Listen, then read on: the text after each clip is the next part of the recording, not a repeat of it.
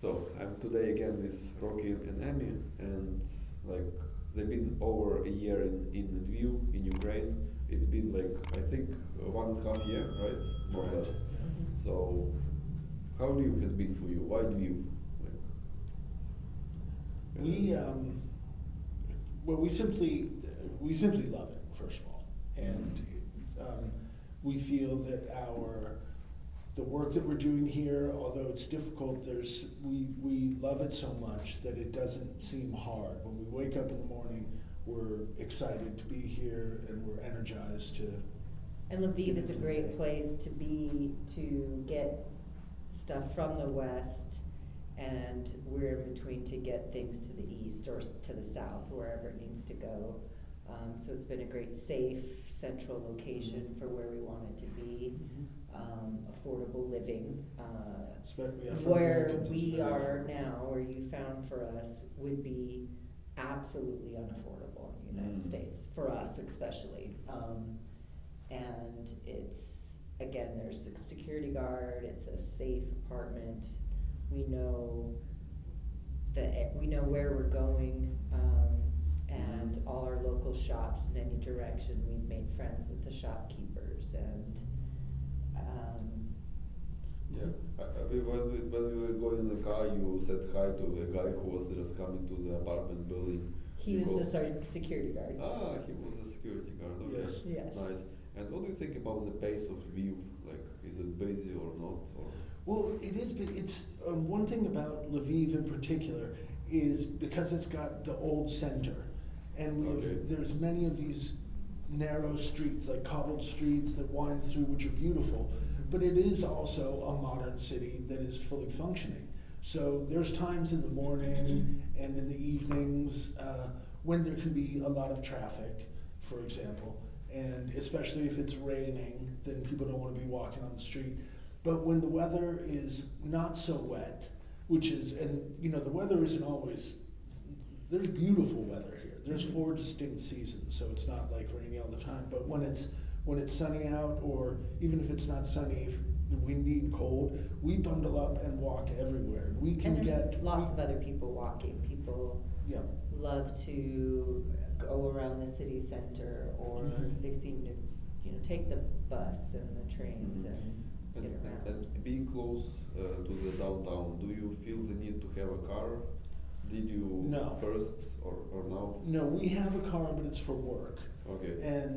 But we got around with it. Yeah, there's with the tramway and electricity and then we the buses. downloaded the Bolt app, so if we need a Bolt, like to get to the train station, we can have them picked up right out our door. Yeah, getting around is easy. And inexpensive, and again, we love to walk, we love exploring the different parks. There's like every different direction, there's gorgeous parks with playgrounds and different activities, and Gymnasiums or fitness zall. Oh, nice. You pick up on the local language. Yeah. Wonderful. Okay, and so you, for newcomers, you would advise to live near downtown or a bit further out, save Well, I money? guess it depends on what you're doing here. But Okay. if you can work remotely, let's say if you can work over the internet, then living close to downtown is beautiful. I mean, it's gorgeous, and it's slightly more expensive than perhaps on the periphery. But then you there's can't great, walk to anything. Right, but there's great neighborhoods all over. So I would recommend for someone seriously considering living and working in Lviv to come and really just explore, see different parts of the city. Downtown, around the city center, it's really easy to love. It's got everything. There's cafes and restaurants and bars and museums, and there's everything that you can need. Shops for food to cell phones, everything you need is here. It's not like you're moving to Ukraine, you could come here just with your favorite things, because everything is available. Everything is available. We're not. So you think that the local infrastructure is pretty well and solid and Absolutely. You feel comfortable here with all the goods that's there and so Okay. on. Right, we're not lacking for anything. Yeah, let's remember that there is, that there's a war going on. Yeah. And there are things like martial law that you just have to be aware of. There is a curfew. And although I know that some people they'll go out after curfew or what have you, but we do not. We don't mess around we're good guests. And that was one of the things that I like to remind people of when you're coming here or when you travel at all. Just be respectful of the culture, be respectful of the rules, behave yourself when you're here. Just follow the rules. Okay. Yeah. Do's and don'ts for sure. I know it's a big one for us is taking your shoes off when you're in you're invited to someone's home, and you're usually offered slippers, but you take your shoes off. Yeah, we don't do that in the States, and at first you'll forget. You'll walk into somebody's house and they might not tell you at first, like, take your shoes off before you come in here. But when you leave, they'll say, he didn't take his shoes off. And he walked over with dirty shoes all over the apartment. How rude. Take your shoes off. There are some cultural and some other moments, some unspoken rules, yes. So, and those you probably know by now. Yeah. We feel very comfortable here. Maybe something else you could remind. Well, I think remember? just trying to learn the language, like all our local shop ladies, they are really appreciative that we're trying to learn our vegetables and fruits, or hello and goodbye and thank yous, and it does help. We are actively studying Ukrainian, and try to one use thing what that we know. if you're unfamiliar with the Cyrillic alphabet, definitely learn it. And it's not that hard. It's not that hard, but definitely learn it so you can at least sound out the street signs. Because if somebody says, "I'll meet you at Lychakivska," and although it will say it in English on some of the signs, but it's helpful to be able to read to be able to sound it out in Ukrainian. Right, because then you know what different shops are, and if you can read it out, restaurant for one, you know what's there. Or else you'll say it's a Souvenirs. peptapa, but it's not, because if the word restaurant to an English speaker looks like it says peptapa, if you read it as if it was English letters.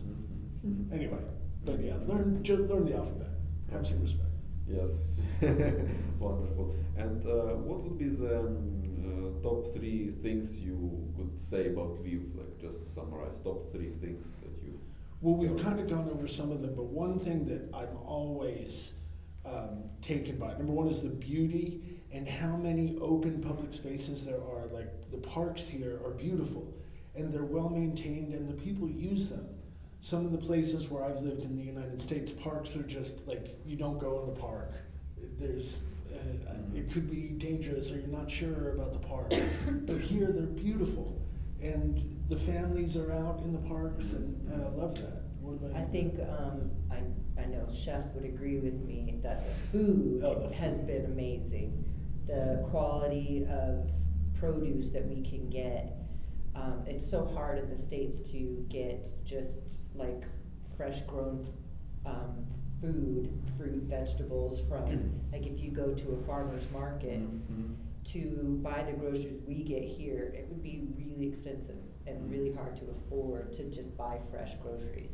Here it's so accessible and so delicious. Yeah, the quality of meats, cheeses, so vegetable, anything. It's so amazing quality. Second would be the farmer's food available at funny prices. But also just the food period, because the restaurants. Number 3, I'd say the people, of course. Yeah, definitely. The Ukrainian people are amazing. Could We have felt so welcomed, and when people find out that we're American, well, generally speaking, they'll think we're British, just because we're closer to England or something than we are to America, I guess. And they'll say, "Are you there? Is Anglia?" And I'm like, "No, we're from Asia." And they're like, "Oh, America!" And they get really excited. And they're like, "I went to Florida one time," or "I have a nephew in Chicago." And then they really, and then they're appreciative that we're here. And they'll ask, "Why are we here?" We say we're volunteers, and they say, "Thank you for being here." Yeah. Could you talk about some typical stereotypes about infrastructure here, about some common stereotypes that.